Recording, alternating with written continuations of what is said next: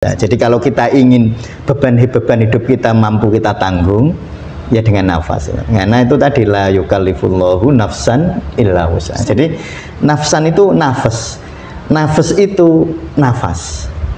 Secara ruhani disebut nafas, secara biologis disebut nafas. Jadi saya ingin meringkas dulu ya.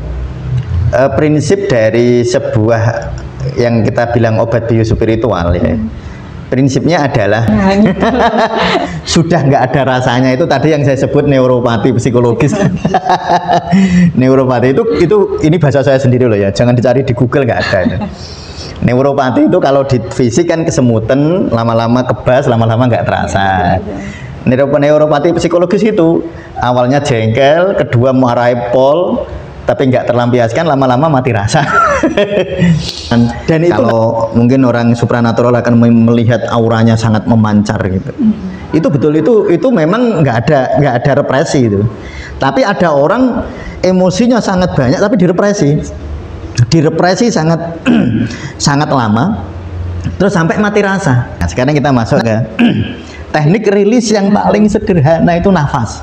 Nafasnya sering dibajukan ini. Ya, ini itu kenapa saya nulis ya kayak buku dikit nafas ini? Karena saya sangat satu excited, kedua ekspektasi saya sangat kuat ya, tentang nafas ini. Jadi ketika seorang istri ada rasa tidak nyaman dengan mertua, dia tekan, dia represi, pura-pura baik-baik saja. Makanya saya itu guyon. Jadilah bahagia, jangan pura-pura bahagia.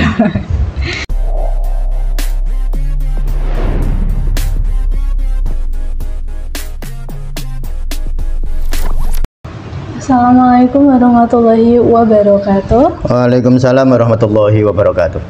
Halo sahabat Tasawuf Indonesia, kita berjumpa lagi di channel YouTube Tasawuf Indonesia. Kali ini kita di sesi ngobati ngaji pengobatan sufi.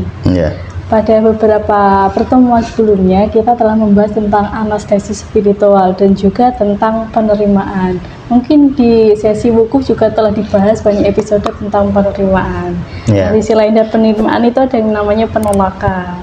Dan di praktiknya itu di masyarakat kadang itu ada yang melakukan penolakan, terutama yang penekan atau represi itu yang sampai menekan dalam bawah sadar hingga mereka itu tidak bisa merasakan rasa sakit gitu. Kadang ada yang muncul berupa simptom fisik, ada juga yang mungkin empatinya jadi berkurang gitu terhadap lingkungan, atau mungkin kepekaan terhadap diri sendiri juga berkurang. Oke. Untuk hari ini kita akan mendiskusikan, kita akan menyelami hal tersebut bersama Abah Mustami. Ya, bagaimana menanggapi fenomena seperti itu di masyarakat? Iya. Jadi kalau di ranah fisik itu ada istilah neuropati ya. Neuropati itu kebas, semuten, lalu kebas, lalu nggak terasa kan? Oh, mati rasa gitu. Mati rasa. Ya, rupanya di psikologis juga ada neuropati psikologis. Jadi sudah nggak terasa lagi. Saya sudah mati rasa, itu berarti ada problem cukup serius ya di dalam pola dia beradaptasi terhadap masalah hidupnya. Jadi saya ingin meringkas dulu ya. Prinsip dari sebuah yang kita bilang obat biospiritual ya. Prinsipnya adalah penerimaan. Itu sebenarnya begitu prinsipnya. Mengapa demikian? Karena sebenarnya Kak, energi penolakan dan penerimaan itu sebenarnya satu hal yang sama. Cuma yang satu ditahan, yang satu ngalir gitu aja. Tapi dia sama, kalau ibarat air itu sama-sama airnya. Cuma yang satu airnya mengalir, yang satu airnya tidak mengalir, macet. Jadi sama-sama air sebenarnya. Nah, sehingga ketika seseorang menolak, air energi yang seharusnya mengalir jadi tidak mengalir. Lalu efeknya apa? Banjir. Kan jadinya banjir, dan nanti akan ya tentu lalu simptom itu gejala atau rasa yang dirasakan oleh klien itu jadi itu tadi rasanya bisa menimbulkan ketidaknyamanan. Jadi sebenarnya kemarahan, kedamaian, kekesalan, senang itu hal yang sama saja. Itu semua sama, hanya yang satu ngalir, yang satu enggak gitu, Dok. Maka ketika orang itu penerimaannya dia bisa menerima, maka sumbatan air ini akan terlepas, lalu dia mengalir gitu. Nah, orang menolak itu 3 cara. Ya, ini nanti kita baru masuk ke represi tadi ya. Jadi represi itu salah satu cara menolak ya. Yang pertama, yang paling sering orang lakukan menghindar. Menghindar. Jadi kalau ada masalah dia nggak mau mikir. Mungkin dengan scroll medsos atau lainnya gitu ya. Ketika ini contoh yang sederhana, ketika seorang istri sedang jengkel sama suaminya datang nih. Nah, dia daripada lihat suaminya karena jengkel, lebih baik scroll HP. Jadi scrolling HP adalah cara menghindar dari masalah. Mungkin kalau kita meminjam istilah dari psikologi, psikoanalisis, kayak ada yang namanya supresi. Iya, termasuk itu, betul, supresi. Mensupresi atau menekan. Kalau menekan nanti yang menekan nggak itu? Yang represi. Ada orang yang berusaha menghindar seperti itu memang ya. Jadi termasuk misalnya orang gini, ini bukan masalah salah atau saya, kalau soal syariatnya tidak salah itu. Kan nggak dosa gitu, artinya tidak bersalah secara syariat, tetapi mengganggu dinamika psikologis nanti pada akhirnya gitu loh. Kalau salah sih enggak gitu.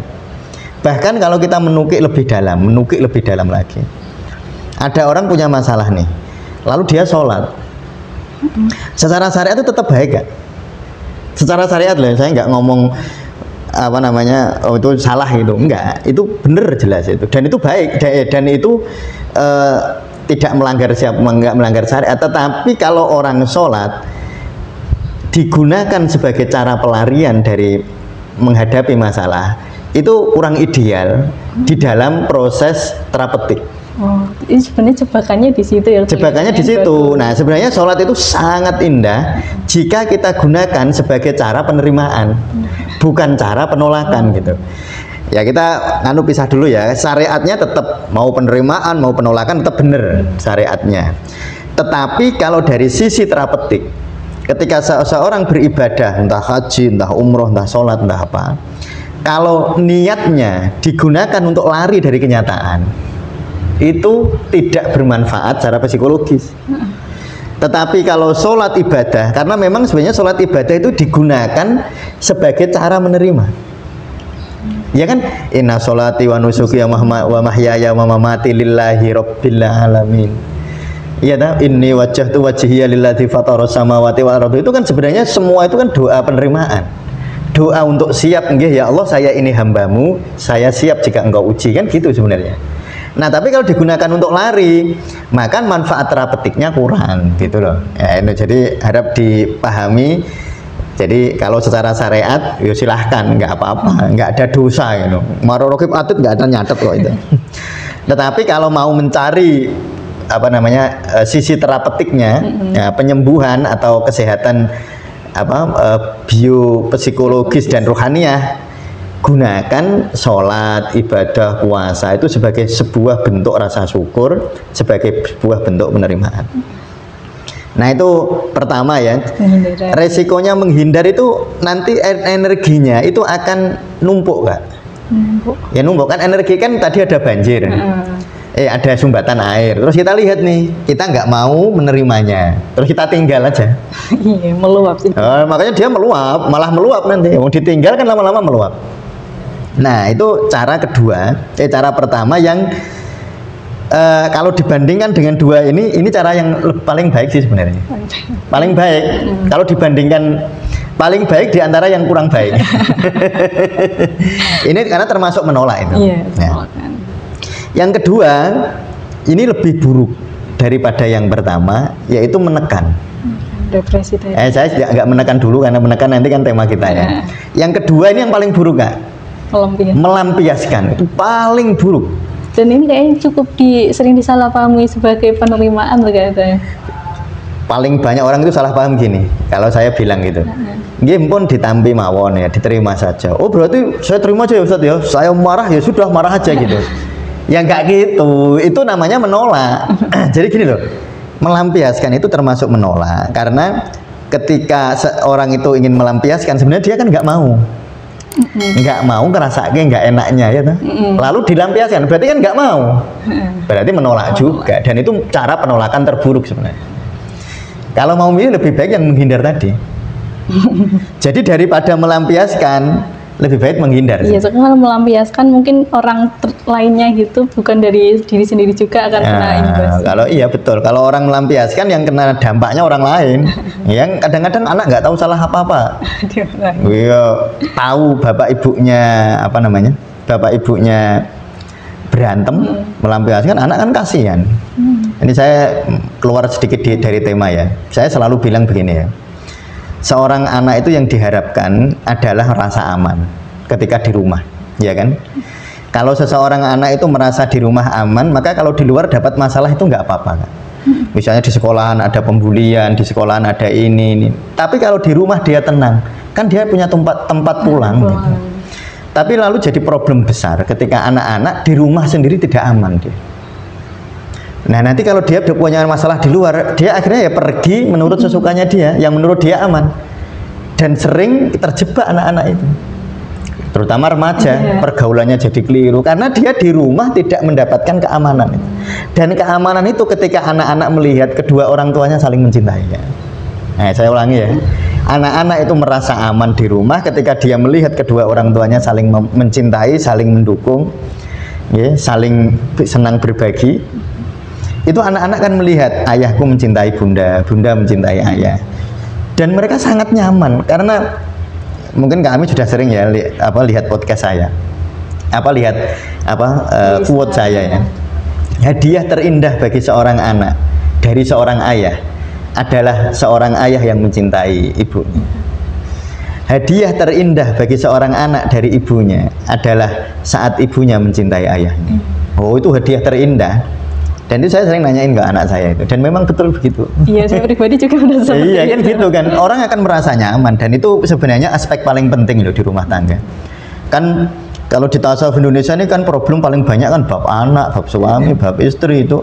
Kan orang hanya cenderung melihat simptomnya, gejalanya saat ini.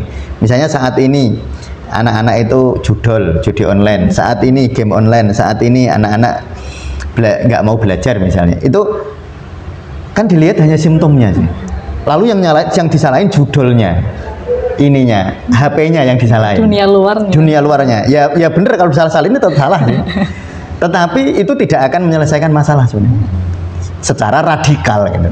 Jadi menyelesaikan masalah radikal itu maksudnya dari akar. Radik itu kan akar. Jadi seakar-akarnya itu adalah rasa aman dari seorang anak. Kalau seorang anak di rumah lihat bundanya, lihat ayahnya seneng, lalu diajak bermain, ya dia nggak akan nyari sih main-mainan yang lain gitu. Ya main, ya tetap main, tetapi dia tidak akan jadi kecanduan sih. Nah itu ya, ini agak keluar dari tema, tapi ini ya karena hari-hari ini tuh kan pasiennya banyak kayak gitu sih, sehingga saya kadang-kadang ya memang ikut terbawa kan. Ya kan saya kan juga punya anak, ya, jadi kadang-kadang terbawa jadi ini saya kan. Nah. Baik ya, jadi yang kedua itu melampiaskan, itu paling buruk karena efeknya bisa yang nggak tahu apa-apa itu jadi ikut kena dampaknya, nggak tahu apa-apa itu kan zalim sebenarnya. Maka daripada melampiaskan, menghindar aja. Jadi kalau mau milih-milih itu gitu. Ya sebenarnya paling bagus ya enggak, yang bagus menerima. Ya. Nah baik.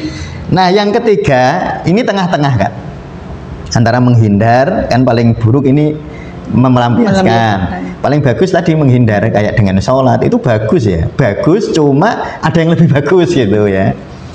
Jadi misalnya daripada hatiku gundah aku tak sholat, nah itu bagus, tetapi ada yang lebih bagus. Nah yang tengah-tengah ini yang menekan, yang paling banyak orang pilih ya. Jadi ketika seorang istri ada rasa tidak nyaman dengan mertua, dia tekan, dia represi, pura-pura baik-baik saja. Makanya saya itu guyon, jadilah bahagia, jangan pura-pura bahagia. Bahagia itu harus jadilah bahagia kan, tapi jangan pura-pura bahagia, itu bahaya betul. Kadang kalau ditekan itu nggak cuma secara psikis, tapi juga muncul simptom fisiknya. Oh iya, yang kemarin kita bahas panjang lebar tentang psikosomatis itu ya. Jadi penyakit-penyakit psikosomatis ya paling banyak memang terjadi pada perempuan ya. Ini sekilas, saya ini juga nggak ngomong ilmiah, ini ngomong sekilas data data global yang ada di tasawuf Indonesia ya. Yang paling banyak terjadi problem psikosomatis itu perempuan, karena perempuan dituntut bahagia di hadapan anaknya ya. Nah, jadi perempuan itu ya nyun sewu kan nggak ingin kalau dia sedih di depan anaknya, nggak ingin kelihatan ya. Ya itu karena dia ingin tampak baik-baik saja demi anaknya, itu ya baik daripada melampiaskan tadi. Tapi itu beresiko ya, harus naik level lah, harus naik level. Jangan hanya di syariatnya saja. Sholat itu jangan hanya sebagai cara untuk menghindari masalah, tetapi itu tetap baik daripada melampiaskan ya, tetap itu lebih baik. Tetapi jadikan sholat sebagai bentuk kemesraan kepada Allah, bentuk penerimaan terhadap mesra kepada Allah. Itu gimana sih? Mesra kepada Allah itu mesra terhadap realitas kan? Karena Allah itu hadir di dalam realitas hidup kita, baik enak maupun nggak enak. Nah itu loh, itu ya nanti sekarang kita bahas dulu ya. Nah orang itu ini biasanya gini Kak, awal-awal masalah ketika direpresi yang nggak enak kepala. Awalnya di sini, awalnya ini, tapi tidak semua orang sama loh ya, nggak semua orang begitu, tetapi kebanyakan begitu. Misalnya mungkin kami sering rasakan lah, misalnya saya di depan pasiennya delalah melakukan komunikasinya kurang enak lah gitu. Itu kan kadang-kadang seseorang itu terdistraksi terhadap sebuah dinamika eksternal ya. Nah, itu kan kadang-kadang terdistraksi. Itu kan, tapi kan kita masuk di hadapan orangnya kan tetap direpresi kan Kak ya. Pura-pura nggak apa-apa kan. Pura-pura baik-baik saja, tapi itu lebih baik loh daripada dilampiaskan. Dan itu nanti harus ada ruang untuk merilis. Ada ruang untuk membersihkan, ada ruang untuk toharoh, ada ruang untuk bersuci. Rilisnya itu lewat apa nih? Oh nanti, nanti diingatkan ya, rilisnya lewat apa nanti diingatkan saya. Biar ini nggak ketinggalan. Saya biar nuntut ya. Iya, saya tuh banyak yang protes ke saya sih, karena saya itu kan orangnya spontan ya. Kayak begini nih kan saya sering spontan, sehingga karena spontan tuh jadi nggak sistematis, banyak tema-tema yang maunya dibahas jadi lupa ya gitu ya. Jadi itu kan direpresi dalam waktu saya misalnya nggak nyaman sama seseorang di hadapan orang banyak, otomatis saya represi ya. Saya pura-pura nggak apa-apa kan. Itu lebih baik daripada saya melampiaskan. Tetapi kalau itu berjalan terus, wah repot itu, nanti direpresi terus. Ya kalau ada air tersumbat sebentar kan nggak apa-apa, nanti dilepaskan lagi. Tapi kalau tersumbatnya berhari-hari, bisa kotor airnya, bakterinya muncul ya kan. Jadi kotor, menimbulkan banyak penyakit sih kalau terlalu lama merepresinya. Nah pertama nanti di kepala Kak. Jadi ketika orang merepresi itu nggak enak di sini, agak berat kepala. Lama-lama kalau represinya makin kuat itu turun ke bawah, turun ke dada. Makanya sering orang itu ketika kita periksa ya, monggo sareng-sareng dipun raosaken Bu, apa yang jenengan rasakan kalau kita latihan qanaah itu kan, ya, latihan menerima itu kan, dada nggak nyaman Ustadz di sini, kan turun itu berarti kan represinya di sini, gitu. Nanti turun ke bawah ke pencernaan dah. Awalnya dada nggak nyaman, pencernaannya mulai nggak enak. Nanti lebih dalam lagi turun Kak ke alat reproduksinya. Nanti alat reproduksi kalau paling kompleks perempuan, bisa kista, bisa miom, bisa dismenore, ya, bisa rasa ketidaknyamanan, bisa menopause kecepatan gitu ya. Turun kalau laki-laki jadi ejakulasi dini, jadi problem-problem ya, kalau orang nyebut problem-problem kejantanan gitu. Itu kalau dia merepresi dia turun ke bawah. Nanti lama-lama turun sampai ke kaki itu. Nah, cuma kadang-kadang kalau sudah di sini gak kerasa meneh Kak. Nah, itu tadi yang kami tanyakan. Jadi kalau orang merepresi atau menekan emosi terlalu lama-lama nanti ke bawah. Nah itu yang kalau di tasawuf Indonesia prosedur terapinya kan ada ya. Ya ini kami kan sudah sangat familiar. Jadi kan kita suruh coba Bu rasakan emosi terhadap suami. Ternyata pun boten wonten rasanya. Sudah nggak ada rasanya, itu tadi yang saya sebut neuropati psikologis. Neuropati itu ini bahasa saya sendiri loh ya, jangan dicari di Google, nggak ada. Neuropati itu kalau di fisik kan kesemutan, lama-lama kebas, lama-lama nggak terasa. Neuropati psikologis itu awalnya jengkel, kedua marahi pol, tapi nggak terlampiaskan, lama-lama mati rasa. Dan itu nanti ledakannya luar biasa, Kak. Ledakan kalau tubuh sudah nggak mampu lagi menahan. Nah itu kadang ada yang sampai autoimun tapi mereka nggak merasa iya, nggak ada rasa sakit gitu. Kan kebanyakan kalau orang lupus ya problem-problem autoimun. Nah tapi saya disclaimer itu tidak semua begitu loh ya, tidak semua, karena ada autoimun itu karena mutasi dari bisa problem-problem kayak genetik, bisa problem-problem ini kan luar ya, jadi kayak cuaca tapi yang paling banyak psikologis. Nah, jadi kita banyak orang-orang yang problem autoimun itu kan nggak tahu sebabnya apa, dan orangnya merasa baik-baik saja biasanya. Oh enggak, nggak ada yang saya pikirkan, nggak ada, saya sudah hidup, saya sudah tenang kok, anak-anak sudah mandiri semua. Tapi itu sebenarnya sedikit banyak tampak gini loh Kak. Mencirikan orang itu benar-benar bahagia atau dia kamuflase. Pura-pura bahagia tadi. Ya sebenarnya dia nggak pura-pura bahagia sih kan. Tapi nggak tahu tadi. Dia nggak tahu, bukan pura-pura. Nggak tahu. Cuma dia kayak mati rasa. Jadi gini, orang yang bahagia betul itu orangnya antusias kan. Ya, kalau orang yang mati rasa, merasa dia nggak apa-apa, itu biasanya pasif. Kebalikan antusias apa ya? Ya pasif gitu. Iya, aktif pasif gitu. Iya, jadi kalau orang yang betul-betul bahagia biasanya proaktif. Jadi dia mengekspresikan kebahagiaan itu terekspresi gitu. Wah, dia bahagia, gembira, lihat anak dia gembira, muncul kegembiraan. Kalau mungkin orang supranatural akan melihat auranya sangat memancar gitu. Itu betul, itu memang nggak ada represi itu. Tapi ada orang emosinya sangat banyak tapi direpresi sangat lama, terus sampai mati rasa. Nanti dia mati rasa termasuk ke dalam afek, kalau bahasa kamu tahu nggak afek? Afek emosi. Ya afek itu ada orang afeknya datar Kak.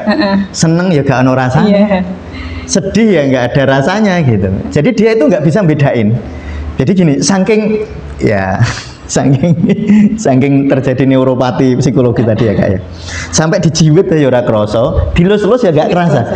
Padahal dilus-lus sayang ini kan kudune seneng, lalu dijiwit kudune ya sakit gitu. Tapi saking represi yang terlalu panjang dia nggak terasa, dan itu kelihatan sebenarnya kalau terapis-terapis yang sudah lama ya bisa merasakan sih. Jadi ada semacam getaran-getaran yang tidak selaras sebenarnya, dan itu luar biasa. Nah itu kalau saya sih bilangnya menunggu ledakan.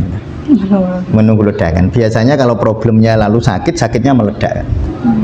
Jadi sakitnya itu ledakan yang luar biasa, yang lalu orang biasanya gini, duh, ketoknya kemarin-kemarin baik-baik saja, kok tiba-tiba sakitnya kayak gitu. Jadi biasanya sehat tapi terus sakit, tiba-tiba autoimun gitu.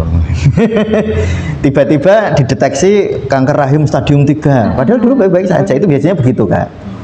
Tapi saya disclaimer lagi, itu tidak selalu sebabnya begitu loh ya. Jadi nanti jangan sampai nanti teman-teman sufi lihat orang sakit gitu langsung mbok tuduh begitu. Ya, itu belum tentu. Ini ilmu, ini teori.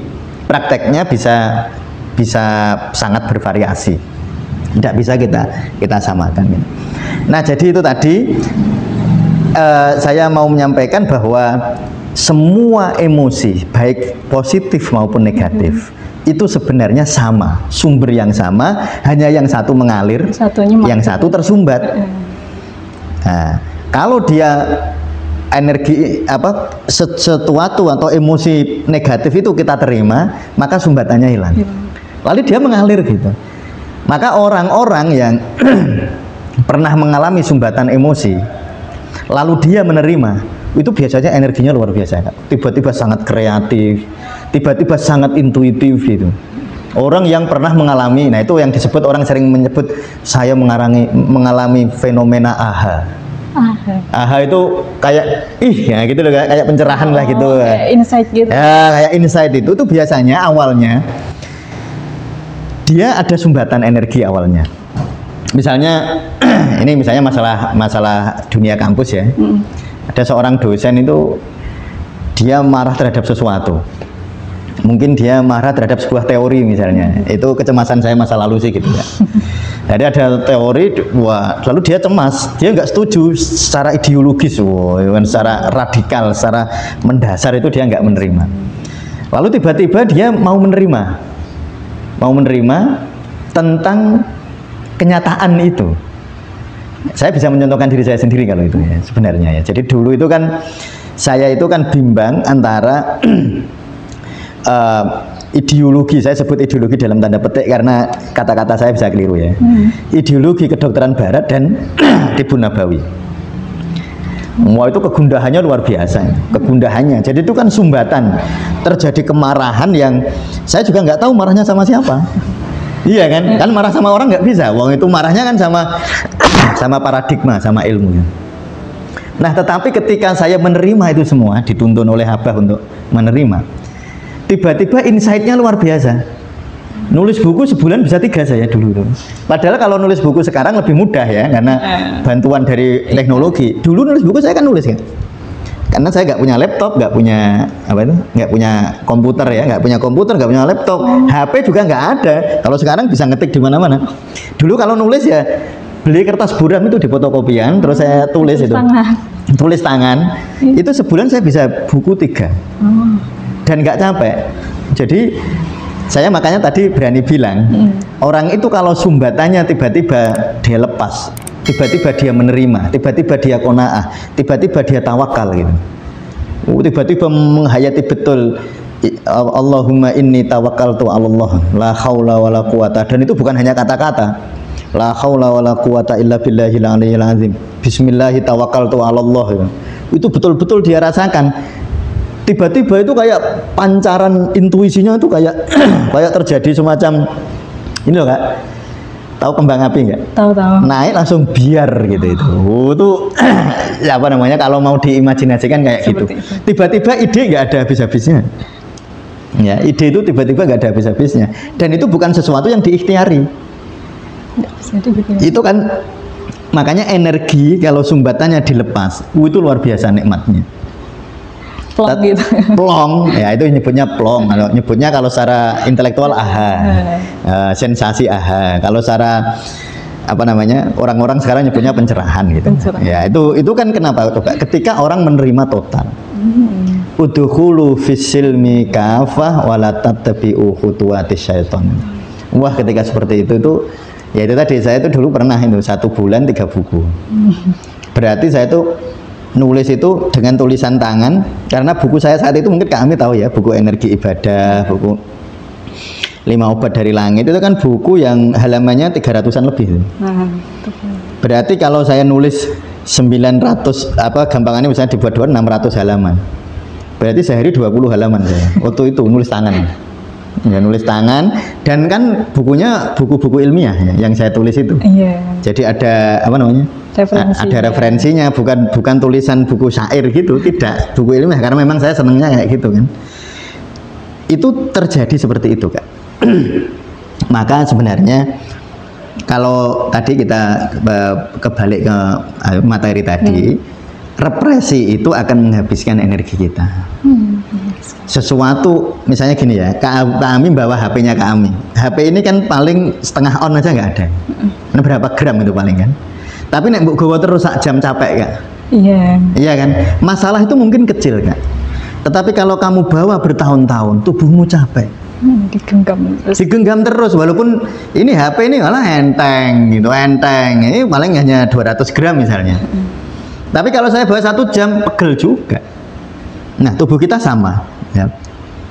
Ketika masalah itu enteng tapi terus diabaikan, ya kita nggak punya ritual-ritual untuk rilis. Nah, ini kita masuk ke ritualnya ya. Kita nggak punya ritual-ritual untuk rilis. Nah, itu akan menjadi problem besar di masa yang akan datang. Dan saya merasakan, karena dulu itu represi saya kan kuat banget ya, represinya kuat banget, karena waktu itu marahnya dilampiaskan ya memang nggak bisa saya lampiaskan kemana-mana. Karena marahnya bukan ke orang ya, bukan ke sebuah situasi, tapi kepada sebuah pemikiran. Sehingga represi itu kan, saya setiap ketemu orang saya ada masalah, tapi saya kalau ditanya kan ya nggak apa-apa. Karena represi saya itu membuat saya sangat tidak produktif. Hidup itu hanya di kamar aja, hanya di masjid. Di masjid sih kalau ibadah enggak, maksudnya di masjid itu saya hanya di situ aja, kan ibadah nggak ada rasanya. Tadi gitu. Tidak proaktif tadi. Iya, ya betul. Jadi koyok baik-baik saja tapi nggak ada rasanya. Jadi ya tadi neuropati psikologis. Dan itu saya rasakan Kak, secara fisik itu saya rasakan setelah usia saya lebih dari 40 tahun itu baru penyakit-penyakit itu ya terus agak keluar muncul itu ya, karena itu ya, tapi saya harus menerima karena itu adalah cara alam untuk ya memang alam itu begitu, nggak usah ditolak. Jadi hukum alam begitu, kalau kamu menyimpan kalau kamu menekan maka akan ada tekanan untuk keluar, itu kan otomatis ya. Dan ketika dia mau keluar kita harus menerima juga. ya itu memang begitu, aja digetuni. Kadang-kadang kan getun, wah getun apa ya, menyesal ya.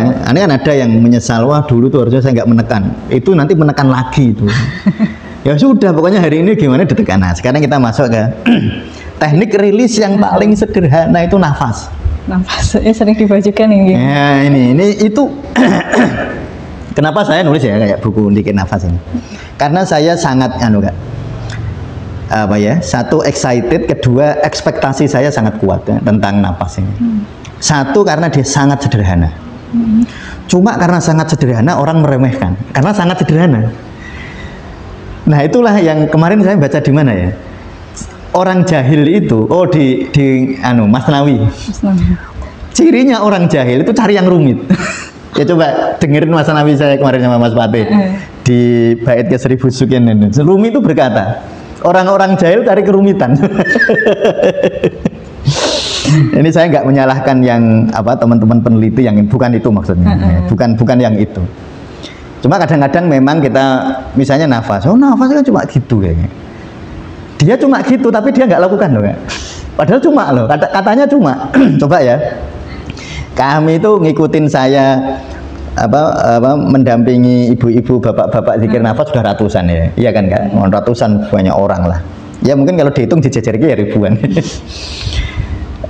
Itu orang menduga kan zikir nafas cuma, ngerti ini cuma. Tapi yang bisa istiqomah berapa persen juga? Kalau ditanya gimana Bu kemarin prakteknya, alah mboten sempet loh, ya kan? Ya padahal cuma gitu. Ya katanya cuma. Loh, ya cuma gitu Ustadz loh. Saya kan orang sering nanya gitu kan. Cuma gitu ya Ustadz nih. Bilangnya cuma tapi kok ya dipraktekke loh, padahal cuma loh. Ya kalau itu enteng kan harusnya dipraktekkan. Itu kayak gini loh Kak. Secara teoritik olahraga itu hanya butuh orang bergerak setengah jam setiap seminggu 3 kali. Kan cuma itu Kak sebenarnya. Kalau dilihat seminggunya cuma loh.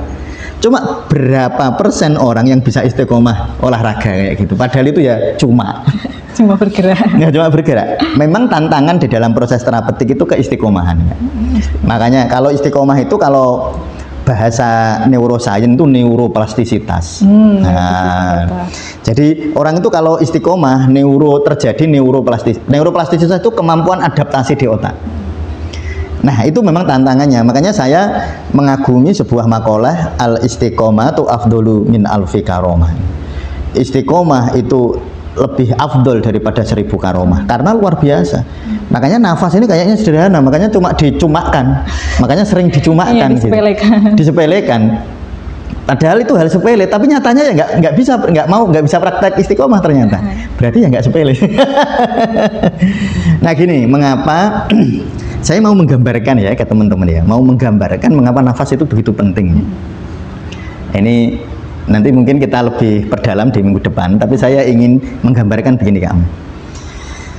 Nafas kan ada oksigen nih dari luar ya, masuk ke hidung, lalu masuk ke paru. Oksigen itu di paru terjadi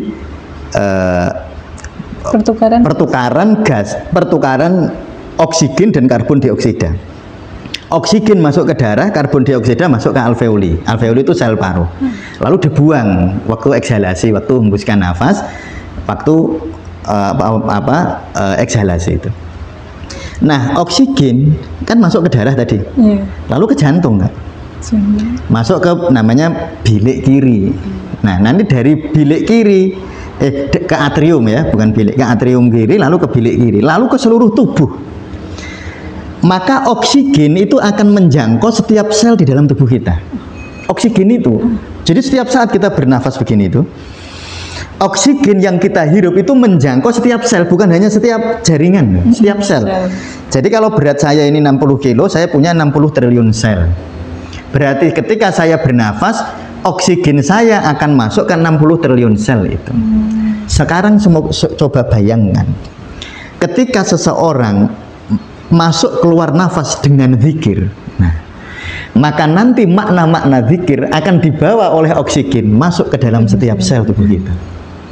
Itu nanti akan membersihkan tadi yang tak ceritakan itu. Problem-problem. Jadi merilis tadi itu kan, merilis apa namanya sumbatan-sumbatan yang ada di dalam diri kita. Ya, tentu kan ada teknik yang lebih rinci ya. Tetapi itu sebenarnya misalnya nggak pakai teknik itu, Ustadz gimana ya, nggak apa-apa sih. Wong teknik itu dibuat untuk lebih rinci, bukan dibuat untuk nyalain teknik lain gitu. Jadi silahkan kalau hanya begitu ya nggak masalah. Jadi saya cuma bisanya nafas itu ya udah nggak apa-apa. Yang penting minimal tuh nafas disadari ya. Itu minimal gitu toh. Jadi minimal teknik dari zikir nafas itu sebenarnya menyadari nafas itu minimal ya, batas minimal. Kalau sudah menyadari sudah baik gitu. Nah, apalagi kalau menyadari lalu bareng dengan teknik-teknik yang tepat. Misalnya inhalasinya lebih pendek daripada eksalasi, lalu napasnya napas perut, lalu zikirnya dimasukkan, makna-makna zikir dibawa di dalam kesadarannya. Maka nanti rilis itu gitu. Nah, jadi itu sangat berharga sebenarnya nafas itu. Makanya saya itu sering ngangen-ngangen ya. Kak Amib sering dengar ini, la yukallifullahu nafsan illa wus'aha. Allah itu tidak akan membebani hambanya, tapi makna itu kurang seret saya itu, bukan nyalain ya. La yukallifullahu, Allah itu tidak membebani nafsan illa wus'aha, kecuali nafas itu bisa mewadahinya, mampu, sanggup. Nafas yang sanggup nafas. Loh, saya maknanya gitu. Ini bukan tafsir ya. Tapi itu semacam intuisi saya. Lalu saya membagikan itu kepada, ya kan saya ngaji nafas itu setiap manusia sudah sering. Nah, jadi bersama nafas insya Allah itu la yukallifullahu nafsan illa wus'aha. Jadi kalau kita ingin beban hidup kita mampu kita tanggung, ya dengan nafas. Karena itu tadi la yukallifullahu nafsan illa wus'aha. Jadi nafsan itu nafas. Nafas itu nafas. Secara ruhani disebut nafas, secara biologis disebut nafas. Makanya zikir nafas adalah modalitas terindah. Saya nggak bilang terbaik ya. Menurut saya itu modalitas terindah bagi kita untuk merilis tadi emosi-emosi negatif yang ada di dalam diri kita. Ya, saya kira gitu. Ya, Mbak, terima kasih untuk materi kali ini tentang merilis emosi, tentang apa tadi istilahnya neurologi psikologis ya, neuropati psikologis. Iya, neuropati psikologis. Jadi mungkin kalau teman-teman yang merasa ada neuropati psikologis bisa dirilis lewat zikir nafas. Iya. Nah, untuk zikir nafas, untuk tekniknya atau mungkin rinciannya udah dibahas dalam beberapa episode, mungkin di ngatasi, dan juga ada playlist sendiri nggak Mbak gitu? Oh, ada playlistnya sendiri, dan kita ngaji insya Allah nanti setiap Senin sama Kamis nanti ngaji buku zikir nafas ini. Oke. Yeah. Nanti bisa teman-teman lihat di playlistnya guys, dikunjungi aja di channel YouTube Tasawuf Indonesia. Yeah. Oke teman-teman, terima kasih udah menonton sampai akhir video. Mungkin kalau ada pertanyaan atau saran bisa dicantumkan di kolom komentar. Sekali lagi terima kasih. Salam bahagia untuk kita semua. Saya tutup. Wassalamualaikum warahmatullahi wabarakatuh. Waalaikumsalam warahmatullahi wabarakatuh.